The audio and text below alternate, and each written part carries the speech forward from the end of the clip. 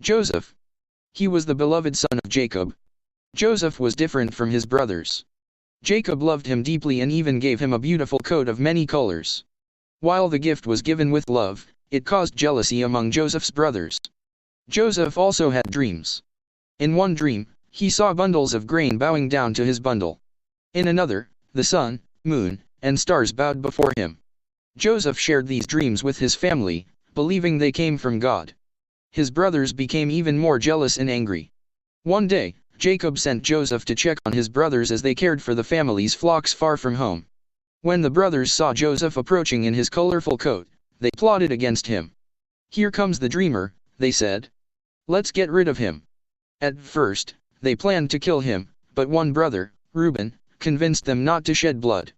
Instead, they threw Joseph into a deep, empty pit. As Joseph cried for help, a caravan of traders passed by. Judah suggested selling Joseph instead of leaving him in the pit. The brothers agreed and sold Joseph for 20 pieces of silver. The traders carried Joseph to Egypt, a land far from his home and family. Back home, the brothers dipped Joseph's coat in animal blood and showed it to their father. Jacob believed Joseph had been killed by a wild animal and mourned deeply. Meanwhile, Joseph arrived in Egypt and was sold to a man named Potiphar, an important official serving Pharaoh, the ruler of Egypt. Though Joseph was far from home and alone, God was with him. Joseph worked faithfully in Potiphar's house. Everything he did prospered. Potiphar noticed Joseph's honesty, wisdom, and dedication.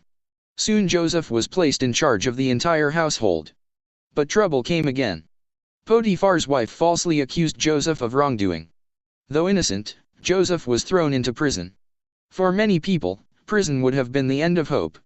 But God was still with Joseph. In prison, Joseph remained faithful. The prison keeper noticed Joseph's character and placed him in charge of many responsibilities. One night, two prisoners, the Pharaoh's cupbearer and baker, had troubling dreams. Joseph explained that God could reveal their meanings. The cupbearer would be restored to Pharaoh's service. The baker would be executed.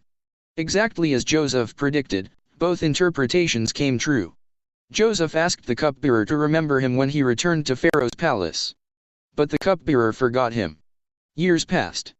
Then Pharaoh himself had two mysterious dreams. In one dream, 7 healthy cows were eaten by 7 thin cows. In another, 7 full heads of grain were swallowed by 7 withered heads. None of Pharaoh's wise men could explain the dreams. At last, the cupbearer remembered Joseph and told Pharaoh about the young Hebrew prisoner who could interpret dreams. Joseph was brought before Pharaoh. Standing in the royal palace, Joseph humbly said, "I cannot do it, but God will give Pharaoh the answer." Joseph explained that the dreams carried the same message. Egypt would experience 7 years of great abundance followed by 7 years of severe famine. Joseph advised Pharaoh to store food during the years of plenty so the nation could survive the famine. Pharaoh recognized God's wisdom in Joseph. He appointed Joseph as governor over Egypt, second only to Pharaoh himself.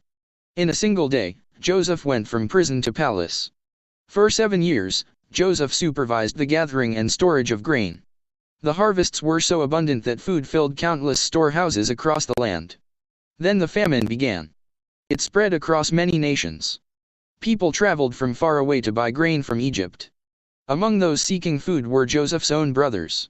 When they arrived, they bowed before Joseph without recognizing him.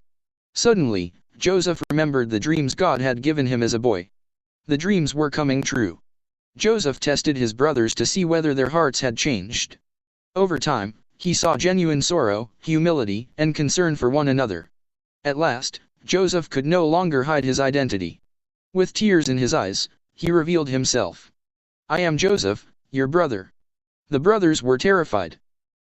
They expected punishment for what they had done years earlier. Instead, Joseph offered forgiveness. He told them, "You intended to harm me, but God intended it for good." Joseph invited his family to live in Egypt where they would be cared for during the famine. Jacob was overwhelmed with joy when he learned Joseph was alive. The family was reunited after many years of sorrow. As time passed, Joseph continued serving faithfully. He never forgot how God had guided him through betrayal, slavery, false accusations, prison, and finally leadership. Joseph's story teaches us that God can use even painful situations for a greater purpose. When life seems unfair, God is still at work. When doors close, God can open new ones. When people fail us, God remains faithful. Joseph trusted God during every season of life. Because of that faith, he became a blessing not only to Egypt but also to his entire family. His journey reminds us that our circumstances do not determine our future. God's plan is greater than any obstacle. No matter what challenges we face, we can trust that God is working behind the scenes, preparing a future filled with hope. And just as Joseph discovered, God's timing is always perfect. The end.